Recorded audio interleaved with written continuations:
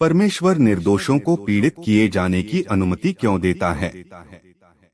संसार में बहुत ज्यादा दुख है और यह सभी के द्वारा एक स्तर या दूसरे स्तर पर महसूस किया जाता है। कभी कभी लोग अपने स्वयं के कमजोर विकल्पों, पापपूर्ण कार्यों या स्वयं की इच्छा से गैरदायित्व पूर्ण कार्यों को किए जाने के कारण इनके प्रत्यक्ष परिणाम के रूप में पीड़ित होते हैं।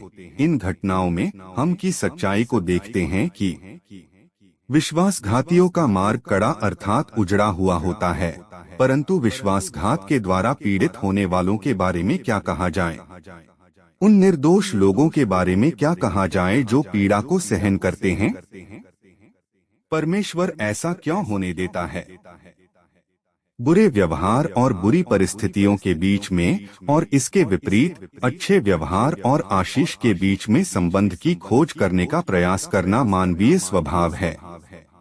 पाप को दुख के साथ जोड़ने की इच्छा इतनी अधिक प्रबल है कि यीशु ने इस विषय के ऊपर कम से कम 2 बार बातचीत की है। जाते हुए उसने एक मनुष्य को देखा जो जन्म से अंधा था। उसके चेलों ने उससे पूछा, हे रब्बी, किसने पाप किया था कि यह अंधा जन्मा, इस मनुष्य ने या इसके माता पिता ने? यीशु ने उत्तर दिया, न तो इसने पाप किया था न इसके माता पिता ने, परंतु यह इसलिए हुआ कि परमेश्वर के काम उसमें प्रकट हों। शिष्यों ने यह मानने की गलती की थी कि निर्दोष कभी भी दुख को नहीं झेलेंगे और उन्होंने अंधे व्यक्ति या उसके माता पिता को व्यक्तिगत दोष के अधीन कर दिया। यीशु ने उनकी सोच को सही करते हुए कहा कि यह इसलिए हुआ कि परमेश्वर के काम उसमें प्रकट हों। वचन 3।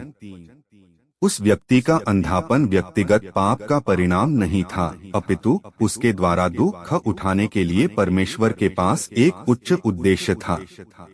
एक अन्य समय में यीशु ने एक दुर्घटना में मारे गए कुछ लोगों की मृत्यु पर टिप्पणी की। क्या तुम समझते हो कि वे 18 जन जिन पर शीलोह का गुम्मट गिरा और वे दबकर मर गए, यरूशलेम के और सब रहने वालों से अधिक अपराधी थे?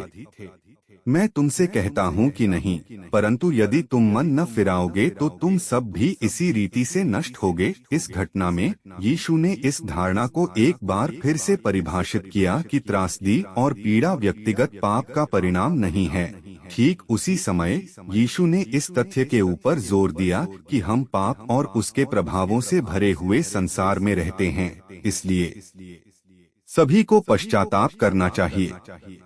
यह हमें इस बात पर विचार करने की ओर ले जाता है कि तकनीकी रूप से कहना कि क्या निर्दोष विद्यमान हैं भी या नहीं। बाइबल के अनुसार सभी ने पाप किया है और परमेश्वर की महिमा से रहित हैं। इसलिए पापी होने के अर्थ में कोई भी निर्दोष नहीं है। हम सभी आदम से धरोहर में मिले पापी स्वभाव के साथ जन्मे हैं और जैसा कि हमने पहले ही देख लिया है, हर कोई पीड़ित या दुखित होता है, भले ही दुख किसी विशेष व्यक्तिगत पाप से जुड़ा हो या नहीं। पाप के प्रभाव के कारण सब कुछ समाप्त हो जाता है। संसार पाप में गिरा हुआ है और इसके परिणाम स्वरूप सारी सृष्टि दुखित होती है। मन का सबसे अधिक दुखित होना एक बच्चे की पीड़ा से पता चलता है। बच्चे निर्दोषता के सबसे अधिक निकट होते हैं, जैसा कि हमने अभी तक के संसार में देखा है, और उनके लिए पीड़ित होना वास्तव में दुखद है। कभी कभी दूसरों के पाप के कारण निर्दोष बच्चे पीड़ित होते हैं, जैसे कि उपेक्षा, दुर्व्यवहार, नशे में गाड़ी चलाना इत्यादि। इन घटनाओं में हम निश्चित रूप से कह सकते हैं कि दुख व्यक्तिगत पाप केवल उनका ही नहीं का परिणाम है, और हम शिक्षा पाते हैं कि हमारे पाप सदैव हमारे आसपास रहने वाले दूसरों लोगों को प्रभावित करते हैं। अन्य समयों में निर्दोष बच्चे इस बात से पीड़ित होते हैं क्योंकि जिसे कुछ लोग परमेश्वर का काम कह सकते हैं, जैसे प्राकृतिक आपदाएं, दुर्घटनाएं, बचपन में पाए जाने वाला कैंसर इत्यादि। यहाँ तक कि इन घटनाओं में भी हम कह सकते हैं कि पीड़ा पाप का परिणाम है। सामान्य रूप से कहना ऐसा इसलिए है क्योंकि हम एक पापी संसार में रहते हैं। शुभ समाचार यह है कि परमेश्वर ने हमें निरर्थक कष्ट उठाने के लिए यहाँ नहीं रख छोड़ा है। हाँ, निर्दोष पीड़ित होते हैं, परंतु परमेश्वर उस पीड़ा से उनको छुड़ा सकता है। हमारे प्रेमी और दयालु परमेश्वर के पास अपने 3 गुना उद्देश्य को पूरा करने के लिए उस पीड़ा का उपयोग करने की एक आदर्श योजना है। सबसे पहले वह हमें स्वयं की ओर आकर्षित करने के लिए दर्द और पीड़ा का उपयोग करता है ताकि हम उसके साथ बने रहें। यीशु ने कहा है कि संसार में तुम्हें क्लेश होता है, परीक्षाएं और संकट जीवन में घटित होने वाली कुछ असामान्य बातें नहीं हैं। वे इस बात का हिस्सा हैं कि पतित संसार में मनुष्य होने का क्या अर्थ होता है। मसीह में हमारे पास एक लंगर है जो जीवन के सारे तूफानों को थामे रखता है, परंतु यदि हम कभी उन तूफानों में से होकर नहीं जाते हैं तो हमें इस बात का कैसे पता चलेगा।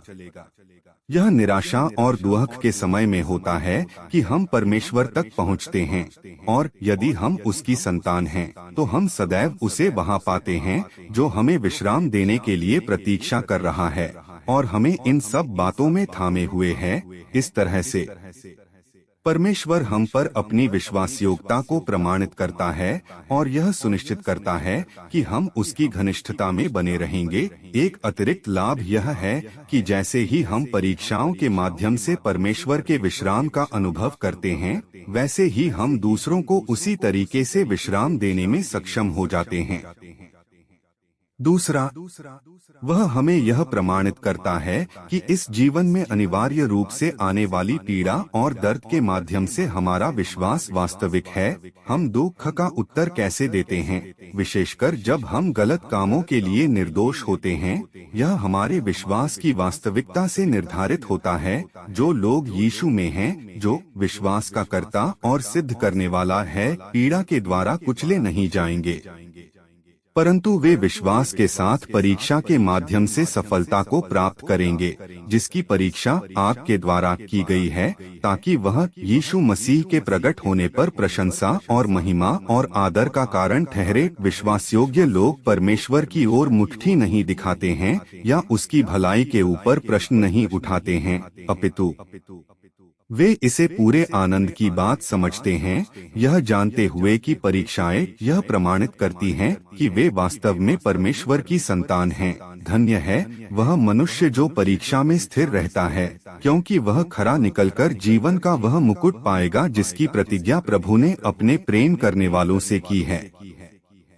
अंत में परमेश्वर दुख के द्वारा हमारी आँखों को इस संसार से हटाने और उन्हें आने वाले संसार की ओर लगाने के लिए उपयोग करता है। बाइबल हमें निरंतर इस संसार की चीजों में फंसने के लिए नहीं, अपितु आने वाली संसार के लिए तत्पर रहने के लिए प्रेरित करती है।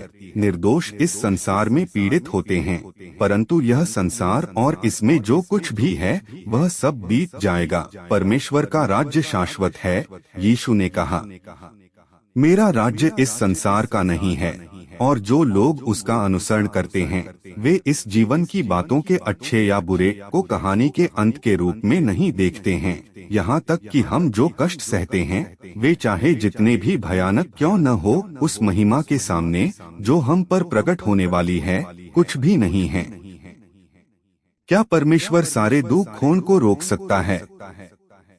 निसंदेह वह ऐसा कर सकता था, परंतु वह हमें विश्वास दिलाता है कि सब बातें मिलकर भलाई ही को उत्पन्न करती हैं, अर्थात उन्हीं के लिए जो उसकी इच्छा के अनुसार बुलाए हुए हैं। अंत में दुख यहाँ तक कि निर्दोषों का दुख उन सभी बातों का हिस्सा है जिसे परमेश्वर अपने अच्छे उद्देश्यों को पूरा करने के लिए उपयोग करता है। उनकी योजना पूर्ण रूप से सही है, उसका चरित्र निर्दोष है, और जो लोग उन पर भरोसा करते हैं वे निराश नहीं होंगे।